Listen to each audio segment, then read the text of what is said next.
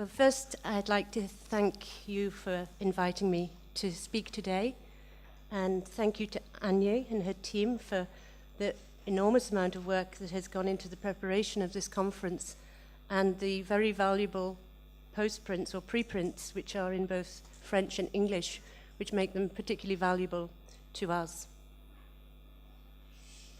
So I'm going to be talking a little bit about the format, about the pedagogy which underpins our program, how we provide interactivity, content, the formative and summative feedback, and personal development plans. So it's not so much focused on the overall content, but on how we actually deliver online. So the program can be taken full-time over 1 year or part-time over 2 years, and it's made up of 4 30-credit modules and a 60-credit dissertation. And the modules include collections care, conservation science, which includes environmental monitoring and management, conservation cleaning, and workplace learning. The reason for the format was to do with the market that we had anticipated attracting. In the United Kingdom, many collections are looked after by people who do not have a conservation qualification. So an example would be the Beamish collection in County Durham, where they have academics from backgrounds in art history or archaeology who've learned about collections care and preventive conservation. They wanted to underpin and develop their knowledge and skills with a qualification, but they couldn't afford to take off 1 or 2 years. So we thought there would be a market for a distance learning option. And in the first few years of the program, we offered the program both on campus and online. But it quickly became apparent that the market that we had thought would be attracted to the program were indeed those people who wanted to take it part-time over 2 years so that they could continue in employment. Oh, I don't know how to get rid of that. Isn't it? There we go. So when I first started talking about developing the distance learning program, a lot of colleagues were very skeptical, and they asked how I would make students learn online. And my response was that just because they're sitting in front of you, it doesn't mean they are learning. But it did start me thinking about student engagement.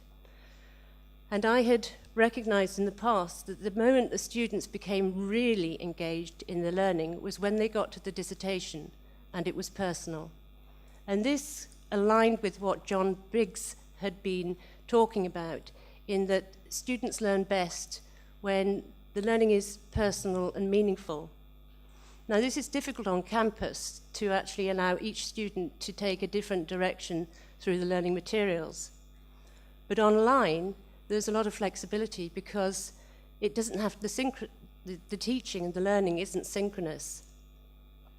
So the program provides opportunities for each student to shape learning around the development of their dissertation. They can shape assignments to develop the building blocks for the dissertation, and they can adopt an appropriate learning style. The e-learning platform, which holds our learning materials, enables students to adopt different styles of learning because it doesn't require synchronous learning. The program supports student diversity by providing 2 different approaches to learning. Students can take a linear approach, as you would expect on campus, where they get 1 lecture after another, or the program has been designed so that they can meet the learning outcomes through the development of the summative assignment. Now, this is a much more intuitive way of learning. It's how we learn in everyday life. And when I was thinking about the difficulties that some students have in higher education, it's because the learning is linear and it doesn't always appear to be contextualized sufficiently for them to understand how it leads to the assignment. And if we think about real life, everything we do with regard to learning is straightforward. You go to the fridge to get the milk out to put in your coffee. You don't just go and have a little look. You have a chicken in the fridge, you need to make a meal. You go to a cookery book, you find a chicken recipe. You don't read through the whole of the recipe book until you get to chickens. So that's what I tried to do with the model. Now this was going to be where we got connected to the internet, but the technology has defeated us. And I'm sorry that the text is a little bit blurred, but this would be the first page that a student would see with the first module.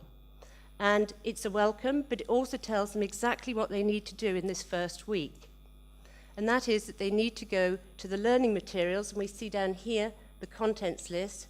So they go to the learning materials, they click on that, and then they get the induction materials. Now, the induction materials have been set up with adaptive release.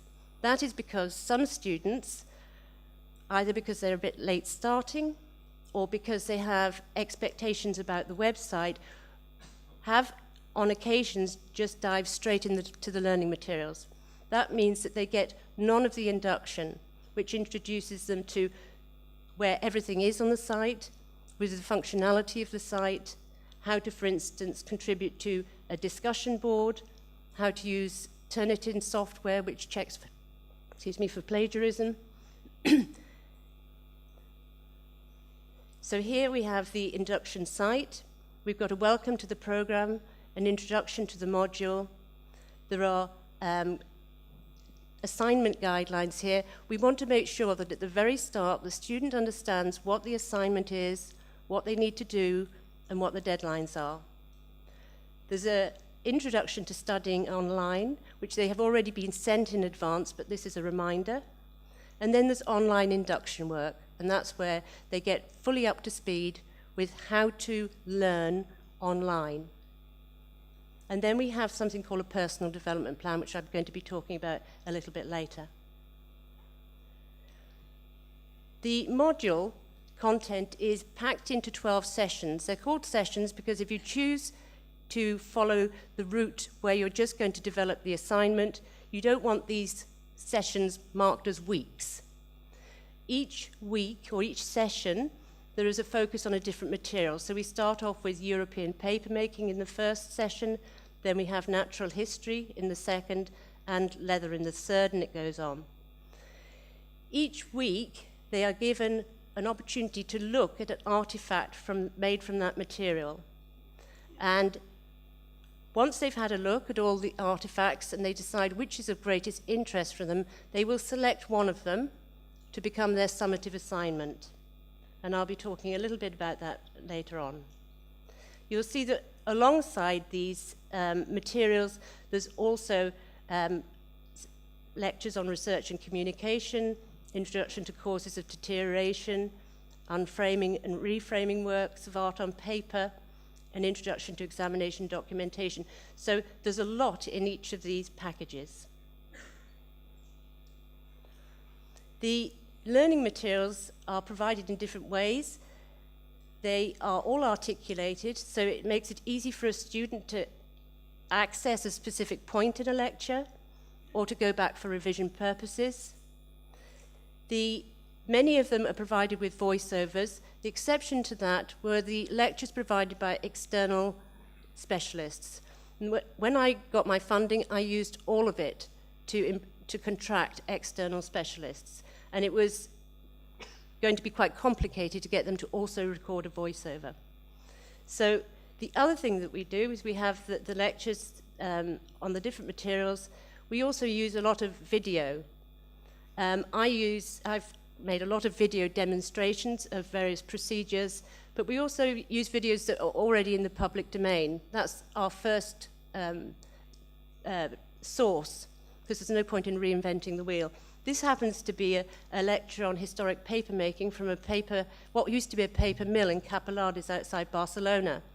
And it's really, really great for the students to be able to see the historic equipment being used, these stampers, which are very difficult to find elsewhere and certainly very difficult to find in action.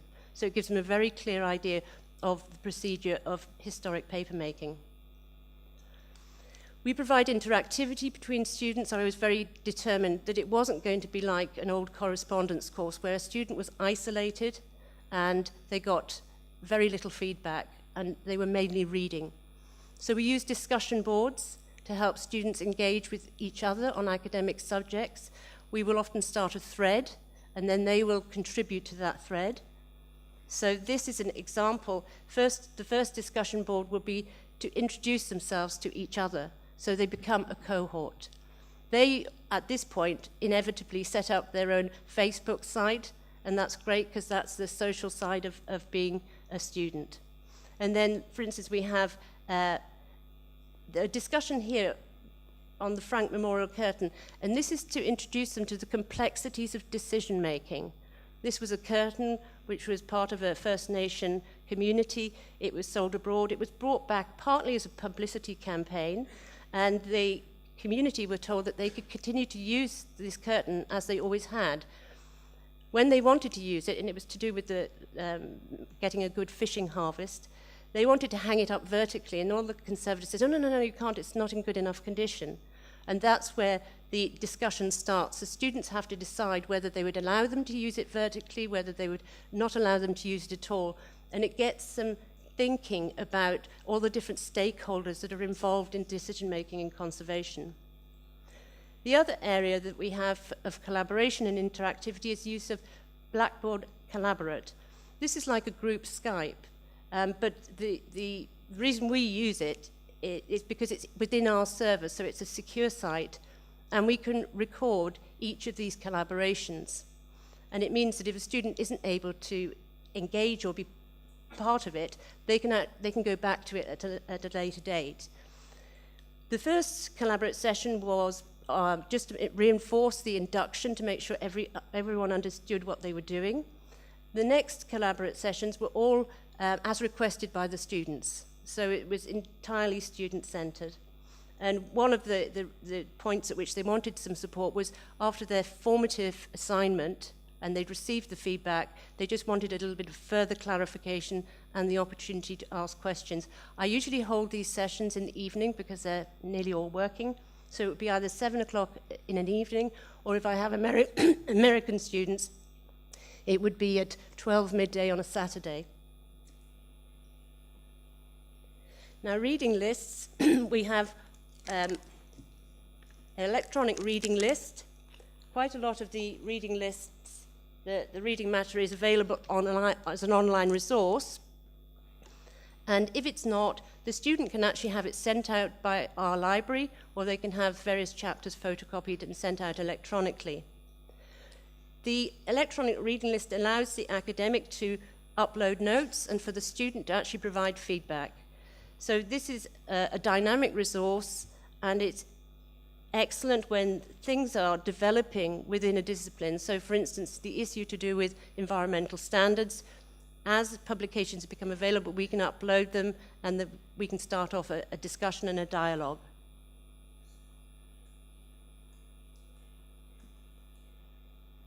I seem to have, oh, I'm using the wrong mouse. So, dissertations. One of the difficulties that I have with the particular cohort I attract is that they have been out of academia for some time, so that it can be quite a challenge for them to do academic writing. So in order to support that, I provide them with examples of dissertations from previous students. This is all once I've got an assurance from those graduates that they're happy for that to happen. This enables the students to see the sort of standard that we're aiming for, how references should be presented, what the layout should look like, the narrative that they need to be aiming to achieve. And this certainly helps them understand what otherwise would be just text-based guidelines. The assessments. So here we have, under our assessments tab in the contents list, all the guidelines for assessment. So there's the induction assignments where they have to upload various things that they've done. The formative assignment, where I provide them with an artifact which they have to then document, and I'll show you how that's done in a moment. And then the summative assignment, which is similar to the formative assignment, except they can choose the artifact that they are interested in. This is all about them shaping the assignments to support the final development of their dissertation. So if they're interested in textiles, they would choose an artifact made of textiles. If they're interested in metals, they would choose a metal artifact. Then there's guidance on how to submit the assignment and how to view their grades. The plagiarism checker is sometimes used by an academic as the final point of submission. I prefer to give that tool to the students so they can check themselves. They know I have it, so I've never ever had a problem with plagiarism. So the summative assignment, this is an image which just gives you a sense of what the student will see online. The 3D artifacts can all be rotated, and so that is reflecting what we would do in real life, which is looking around an artifact.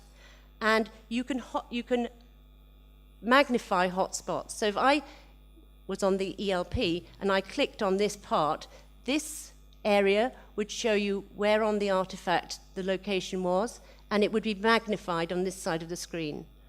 So you have the chance to look around the object and look closely. So it's trying to align with the sort of skills that you need to transfer in real life.